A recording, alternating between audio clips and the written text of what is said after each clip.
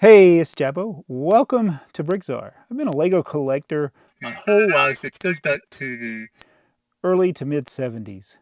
And when you collect your whole life, or even just for 6 months for some of you guys out there, you run into a problem very quickly, and that is what to do with your Lego boxes.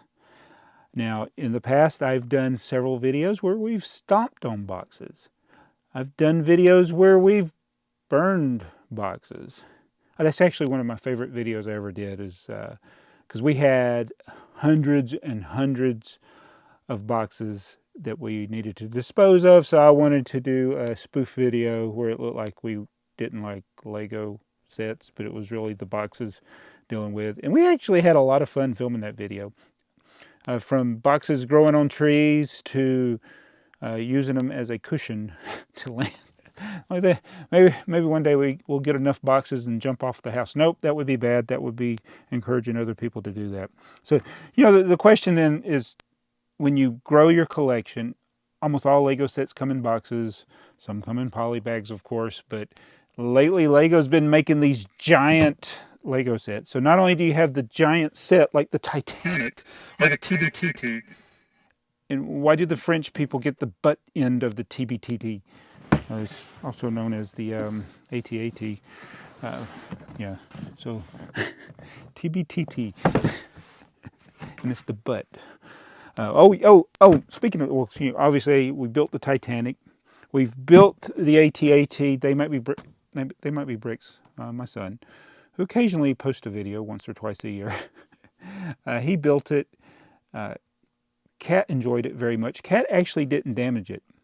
They Might Be Bricks, on the other hand, we weren't filming, but he was on the last bag, and he reached under the table to pick up the bag, and he accidentally lifted up the table, which caused the AT-AT. I watched it in slow motion as it tilted and then fell into the floor. So we're not 100% sure if it's damaged on the internal mechanisms. He did try moving the legs. Everything seemed to move.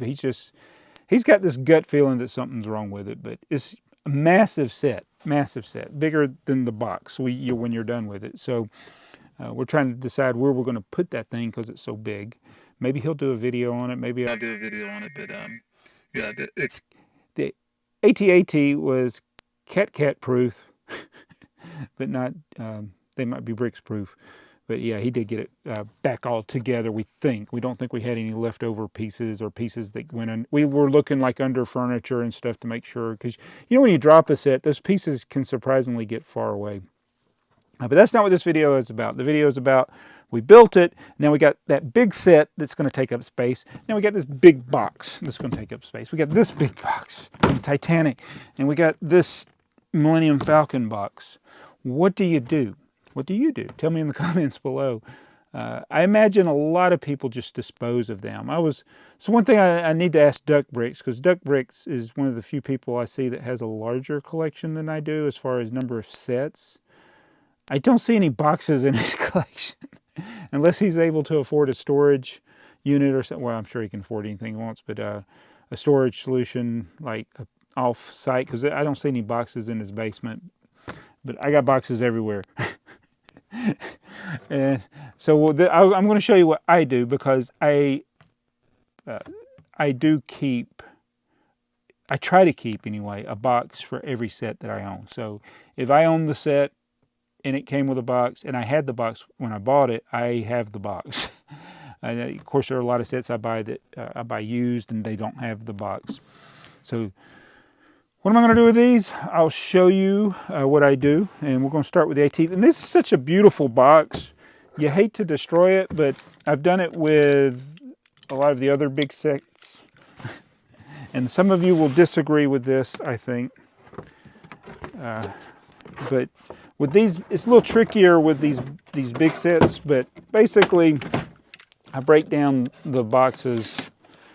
And this one was so cool because of the, I guess I should have shown you that before I started taking it apart. Because when I put these boxes back in upside down, it's actually supposed to have been the other way. But having that, the scene from the movie right there, that was pretty cool. But, what's more valuable to me keeping this box intact so I can see that once every 10 years, or breaking it down. Man, this thing's hard to break down. So you break them down flat like that, and that's what I'm going to do.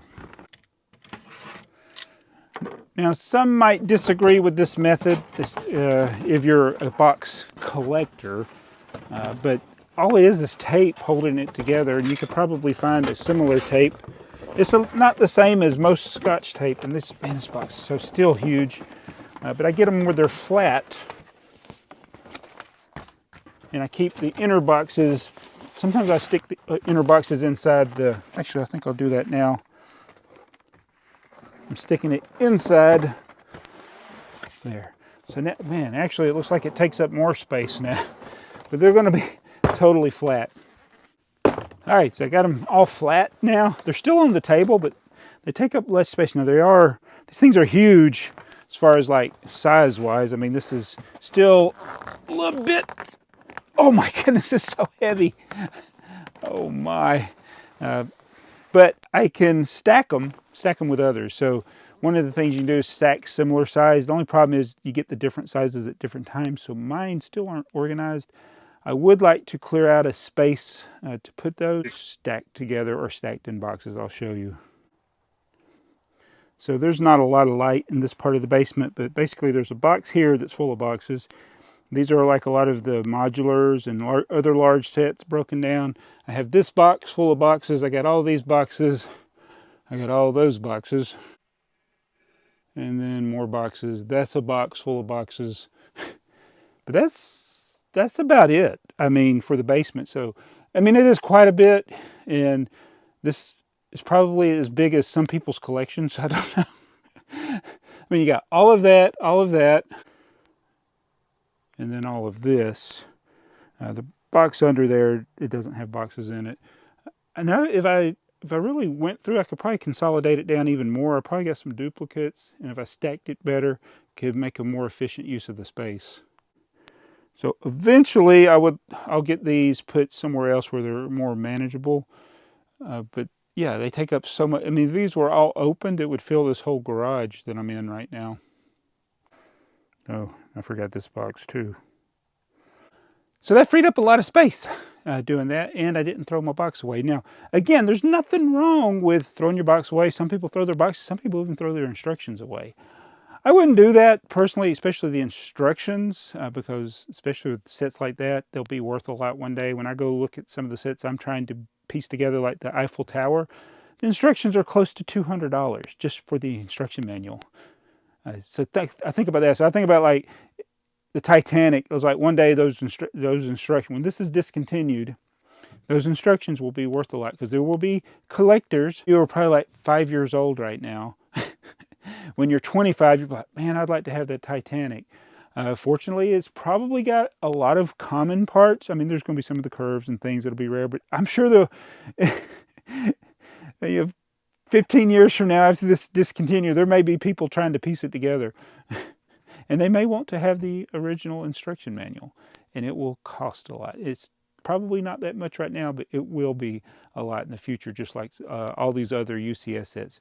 At the time they're in stores, no, they're not worth a lot. Yes, they take up a lot of space, but down the road they'll be worth something. Even the boxes will be, but again, it's probably not worth your time and space to keep them, even like I do, by breaking them down.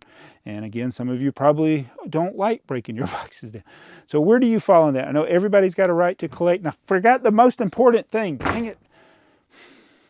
You need to wear a high-vis shirt when working with your Lego boxes.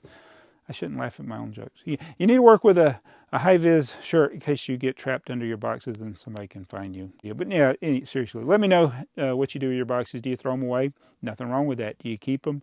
Nothing wrong with that. Just don't lose your family in the boxes in the process if you're keeping them. Anyway, that's what I do.